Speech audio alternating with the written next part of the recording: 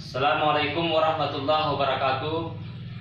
Kami aparat Desa Takal Pasir dengan ini menyatakan sikap. 1. Mengajak masyarakat Desa Takal Pasir, khususnya masyarakat Aceh Singkil, agar tidak mudah terprovokasi oleh isu-isu hoax dan anti mudah men-share berita hoax kepada orang lain. 2. Kami perangkat Desa Takal Pasir mendukung Polri dalam mengusut serta memproses para pelaku penyebar berita hoax. 3.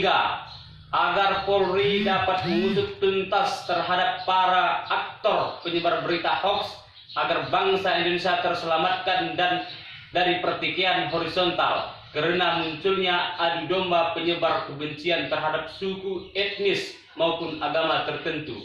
4. Mari kita selamatkan daerah kita, Kecamatan Singkil, khususnya Kabupaten Aceh Singkil, dari isu-isu dan ujaran kebencian melalui kegiatan keagamaan maupun kegiatan positif lainnya. Serta kita kembali kepada moto bahwa daerah Kabupaten Aceh Singkil merupakan daerah yang bermartabat. Aceh Singkil anti hoax. 5. NKRI harga mati.